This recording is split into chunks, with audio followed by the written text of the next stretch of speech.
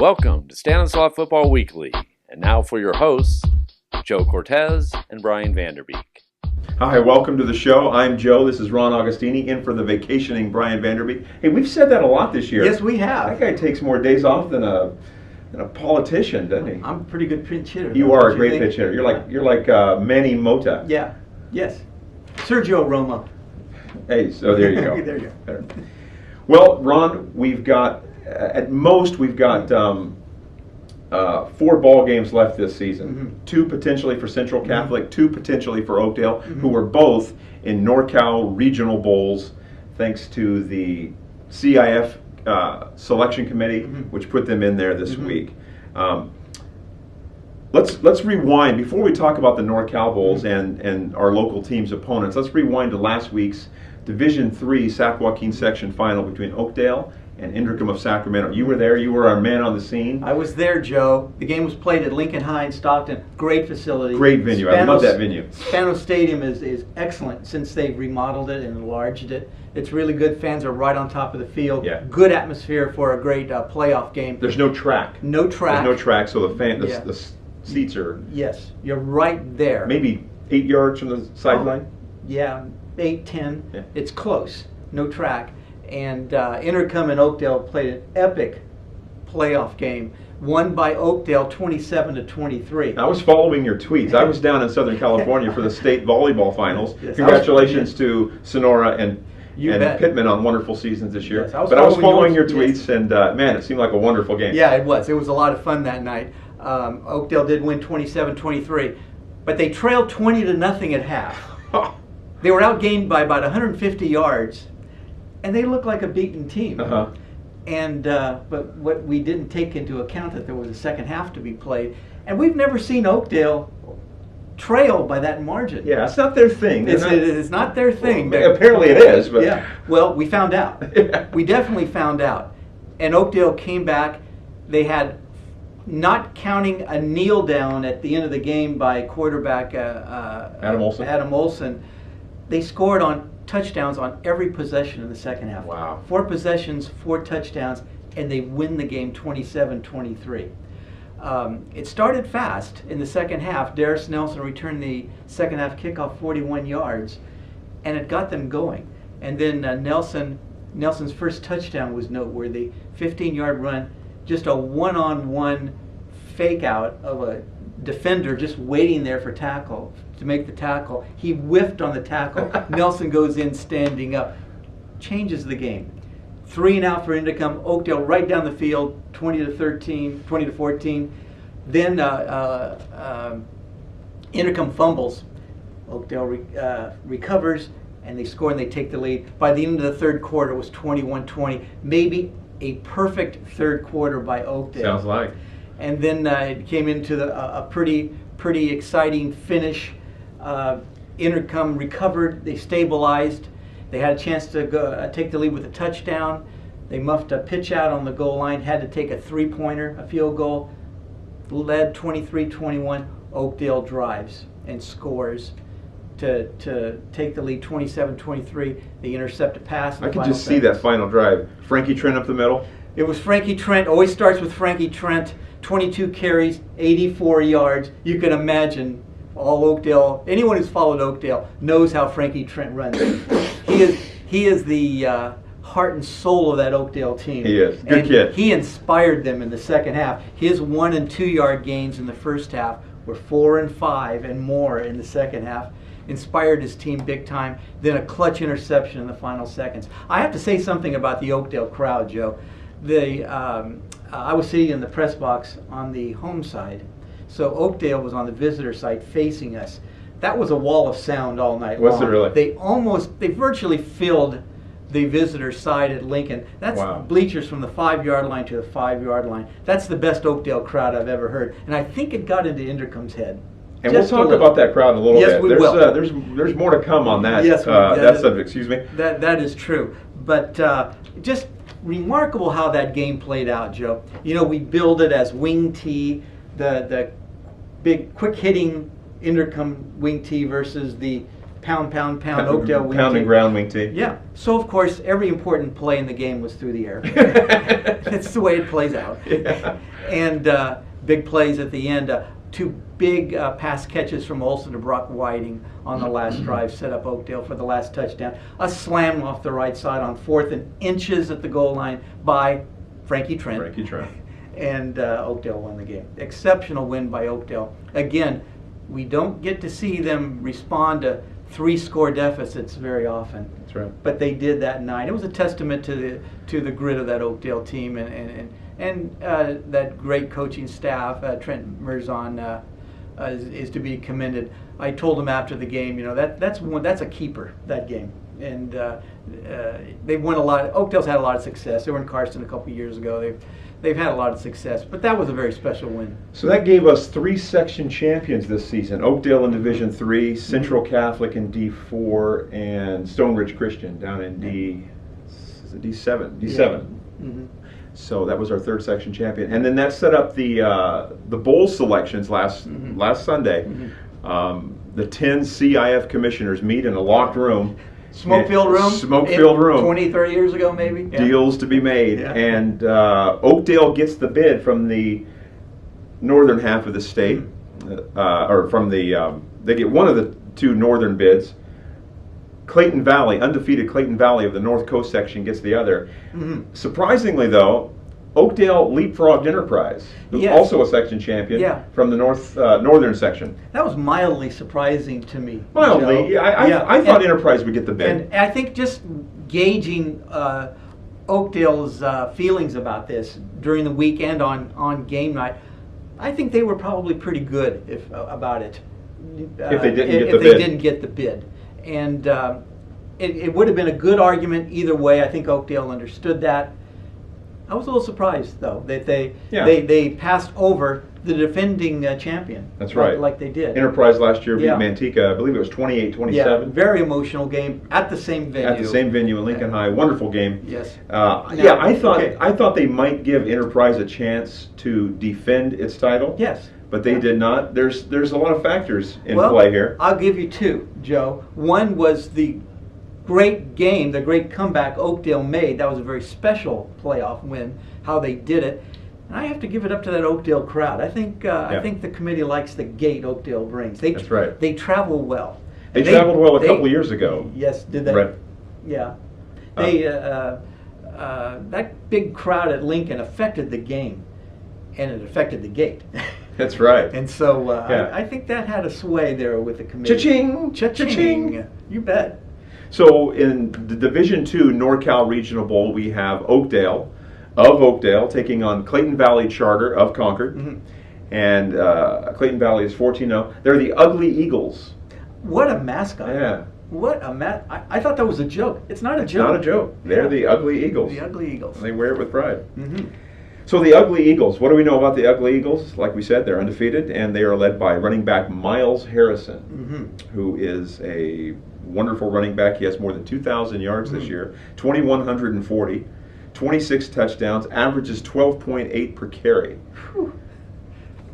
But Inderkum had some really good running backs. Yes. Inderkum had great team speed. That's right. And they had one exceptional player in Larry Hardy. Actually, Oakdale did pretty good with Inderkum's team speed. They had issues with Larry Hardy. Mm-hmm. He leaped right over great coverage in the end zone for Inderkum's touchdown right before the half, which put them ahead 20-0. Hardy was an athlete, but he also made a couple mistakes in the second half. Right. He bobbled a pitch that forced Inderkum into taking a late field goal rather than the touchdown. He fumbled the ball in the middle of Oakdale's rally in the third quarter. And he also made a great play on, they were like 4th and a mile with 30 seconds to go in the game, and they hit a 40-yard play to stay alive. This is the kind of stuff that was happening that night. Larry Hardy was a great player, but Oakdale found a way. Well, they're going to have to find a way to stop Miles Harrison. That's right. In addition to Miles Harrison, they have 2 other backs, Clayton Valley does, with 700-plus rushing yards this season, and 3 other backs with 500-plus. So they've got a lot of options in the backfield. And they've also got quarterback Nate Kiesel. He's completing 65% of his passes. Hasn't thrown a lot, much like Oakdale, they don't throw a lot. He's thrown 92 times all season. But he has a 19-to-1 TD to interception ratio. So he's good with the ball. So he's good with the ball, apparently makes good decisions, and finds pay dirt quite a bit. The Ugly Eagles defeated Diablo Valley League rival Concord 48-40 in their regular season matchup, and then just blew them out of the water 33-6 last week. And these were two wonderful offenses. These are arch rivals, right? These are arch rivals. Yeah. Two of the most explosive offenses in the North Coast section. Concord was averaging 52 points per game coming into that game. Was held to 6. Quarterback Mitch Daniels had thrown for 3,700 yards, 54 touchdowns against just 7 picks. He only throws 1 touchdown and has 3 interceptions last week. So Clayton Valley apparently can play some defense, and their big running back Miles Blackburn had 1,800 yards plus coming into the game. Last week he gets 34 yards on 20 carries. That's about a 1.5 average. That's right. So they shut him down. Now, that was focusing on one guy. Are they going to be able to play 3-card monte against Oakdale? I don't know. That's why they play the games. We're gonna find out. Yeah.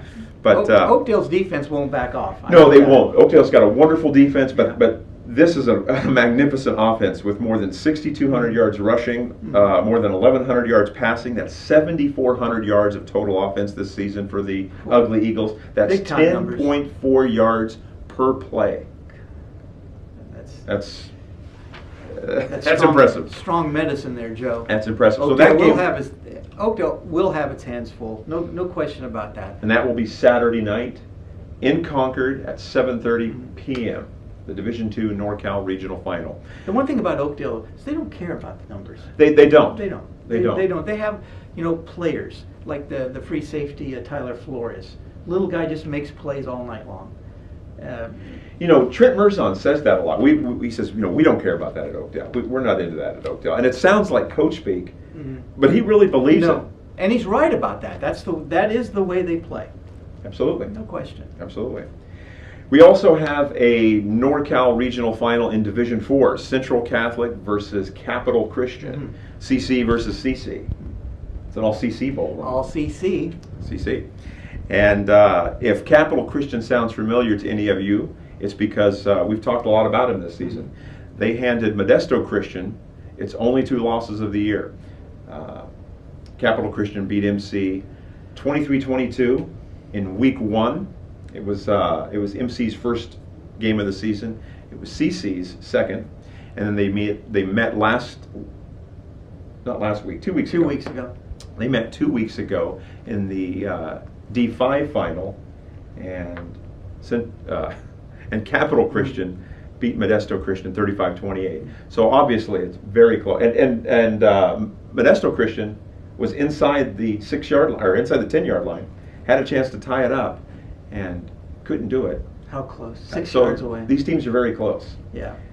Capital Christian is led by sophomore quarterback Jacob Norville, who again doesn't throw much. He's only thrown 115 passes this year, but he completes better than 70%, and he has a TD to interception ratio of 21-2. So there's another quarterback that knows what to do with it. And then of course Justin Shelton Mosley. He's their 1,000-yard runner, their lead runner, and a really fantastic player, according to Brian Vanderbeek, who kind of gave us this scouting report on Mosley. Now it came close to not being Capital Christian, right?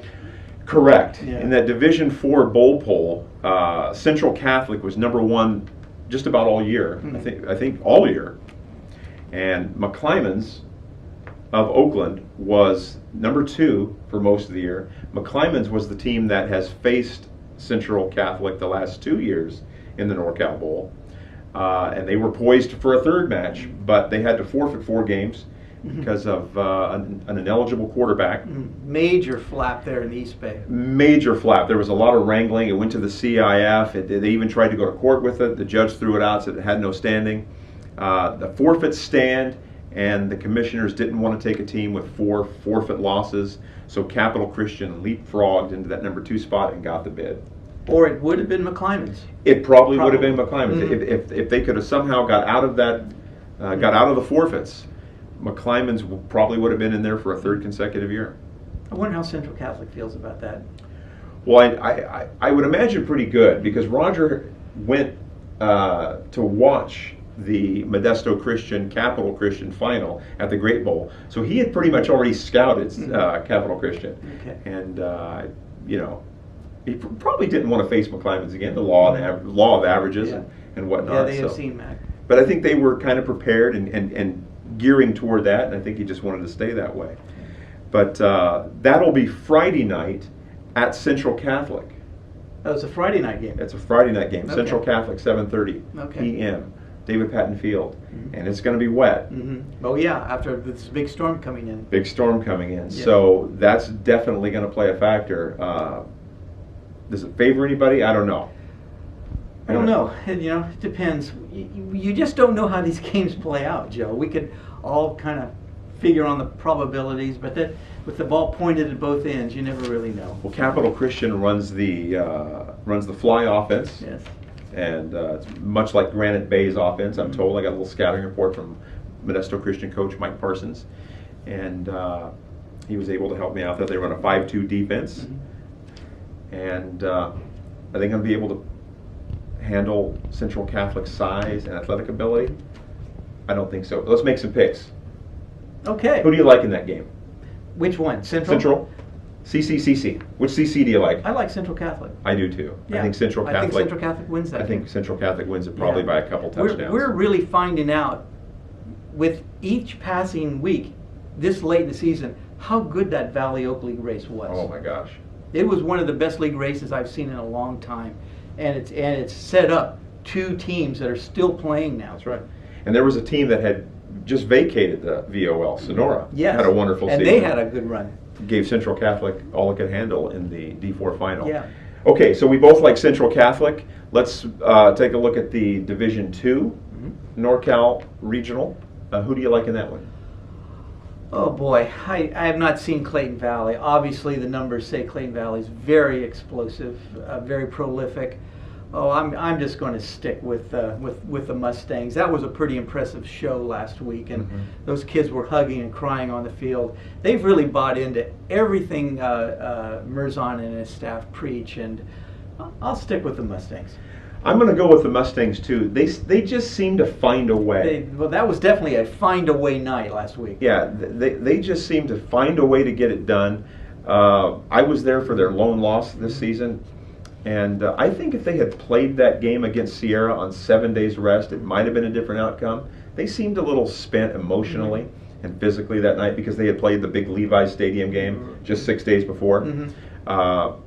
Who knows? Maybe that's all that separates them from an undefeated season. But they generally find a way, and I'm going to stick with Oakdale here. I like Oakdale in a real close one. Okay, I like that. I think Oakdale has earned everyone's praise here by, we've seen them roll over everybody without too much of a problem. But last week was a whole different scenario. They were basically beaten at halftime, and they turned that game around. Well, that's it for this week's edition of Stanislaus Football Weekly. Be sure to join us here next week, and in the meantime, go to modb.com for all kinds of game coverage, photo galleries, video, you name it, we've got it. So for Ron Agostini, I'm Joe Cortez. Go out and enjoy some NorCal football.